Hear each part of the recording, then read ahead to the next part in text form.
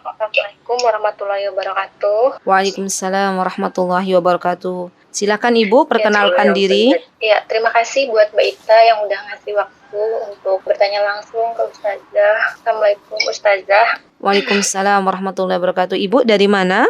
Saya dari Pekanbaru, Riau. Afwan Ustazah, saya ingin bertanya. Ini kan sudah tidak jadi seorang istri ya, tapi saya belum punya anak. Cuman saya mau bertanya seperti ini.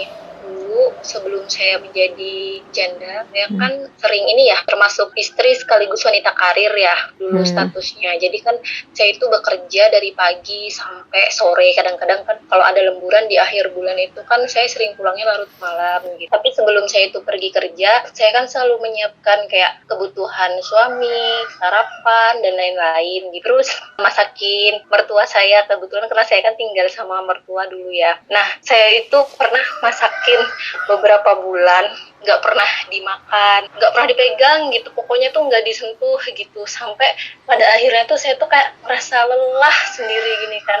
Kenapa sih, apa yang salah, apa yang kurang gitu. Saya ini kan suka dinasihatin ya, misalkan kalau saya itu salah, misalnya kamu nih masaknya kepedesan, besok-besok B-nya dikit aja. Jadi itu tuh kayak buat apa ya, mengoreksi diri kan gitu, berarti mama nggak suka pedes gitu. Tapi mereka tuh pada diam aja Ustazah gitu, nggak pernah gimana-gimana gitu, nggak pernah ngomong gitu kan. Terus waktu mertua saya meninggal, yang perempuan, saya kan sempat sedih ya, karena kan biasanya saya itu kalau nggak sempat backup beres-beres rumah, selalu beliau yang backup gitu kan. Tapi saya sering ngomong gini, Mah saya minta maaf ya, kalau sebagai menantu saya itu aktivitasnya banyak di luar daripada di dalam rumah gitu kan. Padahal dulu tuh pengen banget kalau jadi menantu yang idaman lah gitu, disayang mertua gitu kan, pengen memberi yang terbaik gitu kan. Tapi kadang-kadang saya nyadarin, kok saya buat manusia memberikan yang terbaik gitu kan, buat Allah saya ini udah ngasih yang terbaik belum kan gitu. Nah, tanpa saya sadari gitu.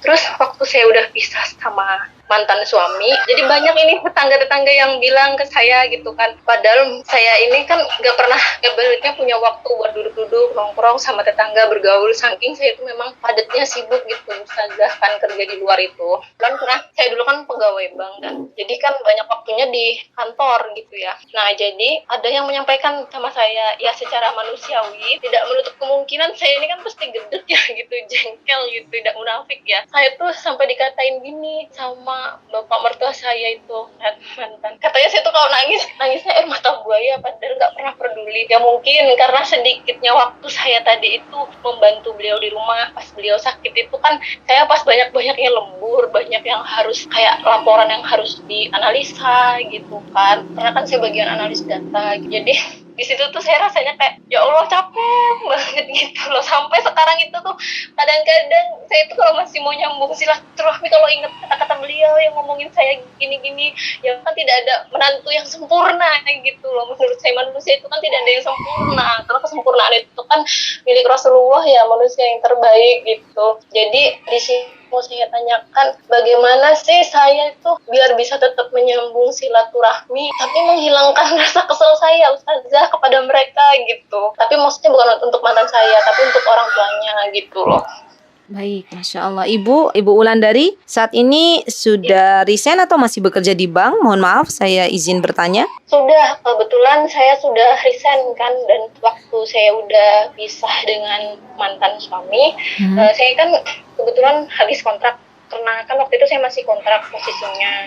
Jadi saya kan mau diperpanjang, cuman saya putus aja kontrak. Terus saya masuk di PT. Sekarang ini waktunya tuh lebih kayak apa ya, nggak terikat banget gitu Ustazah, kayak di bank harus lembur gitu. Baik. Kemudian waktu Ibu Wulandari itu bekerja, posisi suami bekerja mboten? Bekerja, kebetulan suami saya itu guru, jadi kan Ustazah dari pagi sampai sore, jadi Sabtu Minggu libur gitu. Baik, sebentar. Nggih, Mbak. Baik, Masya Allah. Begini ya teman-teman yang dimuliakan oleh Allah Subhanahu Wa Taala. Terima kasih Ibu Wulandari atas ceritanya ya, cerita tentang pengalaman kehidupan Ibu Wulandari. Semoga kita semuanya bisa mengambil ibroh dari perjalanan hidup seseorang, karena subhanallah lika-liku kehidupan kita semuanya itu mesti berbeda-beda. Dan alangkah baiknya ketika kita mengetahui kisah kehidupan seseorang, kita ambil yang baiknya. Pertama, kita bisa ambil pelajaran dari kisah kehidupan Ibu Wulandari untuk kita semuanya, bahwasanya yang namanya mengejar dunia dari pagi sampai malam, apalagi sampai lembur-lembur, itu lelah, capek. Dunia itu kalau dikejar malah justru menjauh. Tapi kalau kita nggak ngejar dunia, dunia yang akan ngejar kita. Maka sekali lagi, nasihat untuk diri saya dan teman-teman, jangan jadikan dunia itu sebagai tujuan terbesar kita, obsesi kita. Jangan. Rasulullah SAW pernah mengajarkan sebuah doa.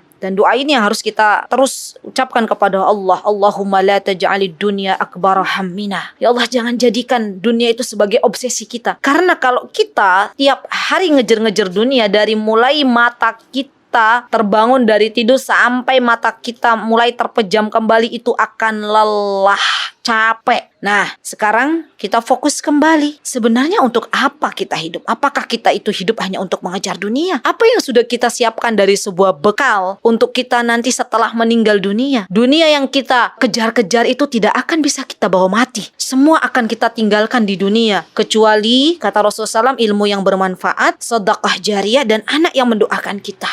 Jadi nasihat terutama untuk diri saya dan teman-teman semuanya, sekali lagi, jangan pernah jadikan dunia sebagai obsesi terbesar kita, karena itu akan melelahkan. Yang kedua, yang bisa kita ambil dulu ya Kak Wulandari atau Ibu Wulandari, kalau misalnya kita punya suami, kalau kita punya pasangan hidup, yang mana pasangan hidup kita sudah mau untuk memberikan nafkah kepada kita sebagai istrinya, sudah bertanggung jawab sebagai kepala rumah tangga yang memberikan nafkah kepada istrinya, maka biarkanlah suami kita yang menjadi tulang punggung dan kita yang menjadi tulang rusuk. Jangan dibolak-balik tugas kita dengan suami kita, karena sejatinya kita itu adalah seorang wanita yang diberikan tugas oleh Allah Subhanahu wa Ta'ala untuk melayani suami kita, untuk mendidik anak-anak kita. Kesuksesan seorang anak di belakangnya pasti ada seorang ibu yang hebat. Jadi kalau misalnya, jangan pernah berpikir begini, tapi kan suamiku bekerja tapi tidak cukup, tapi ada tapi-tapinya. Minta kepada Allah, ya Allah, berikanlah kecukupan dari apa yang dibawa oleh suamiku dari luar. Ya Allah, rizkimu itu yang diberikan kepadaku itu sudah cukup. Rizki engkau itu sudah tertakar.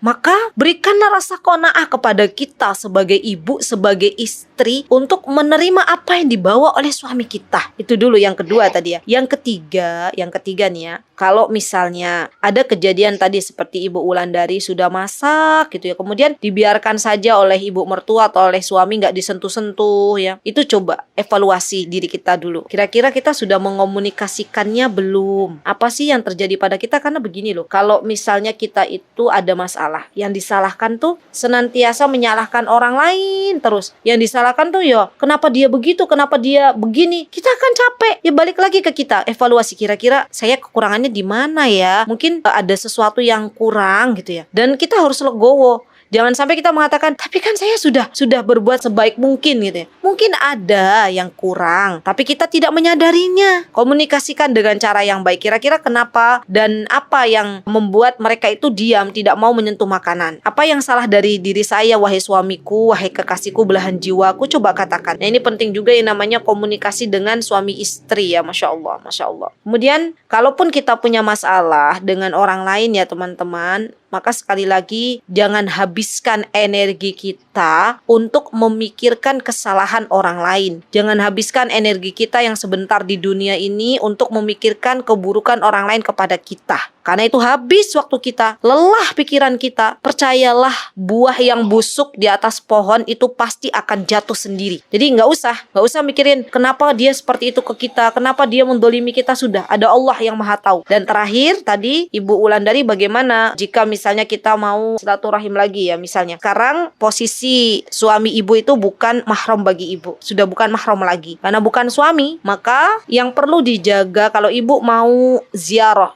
oh iya, ini juga perlu ditekankan, namanya silaturahim itu dalam bahasa Arab itu silah itu artinya menyambungkan, rahim itu kerabat. Jadi baru disebut silaturahim kalau misalnya ada hubungan karib kerabat. Misalnya saya mau silaturahim ke tempat ibu misalnya, atau saya mau silaturahim ke tempat paman, tempat bibi, buli, pak de, bude, itu disebutnya silaturahim. Tapi kalau saya mau silaturahim ke teman, itu bukan silaturahim tapi ziarah, berkunjung. Nah, bagaimana kalau misalnya ibu mau berkunjung, misalnya ya berkunjung ke rumah mantan ibu mertua misalnya, maka yang perlu dilakukan adalah dikomunikasikan dulu via HP ya, via HP, dan tanya dulu kabarnya. Nanti kalau sudah nyaman, mereka sudah mau misalnya mau diajak untuk menerima kita untuk berkunjung, boleh. Tapi kalau mereka tidak mau, maka jangan dipaksa.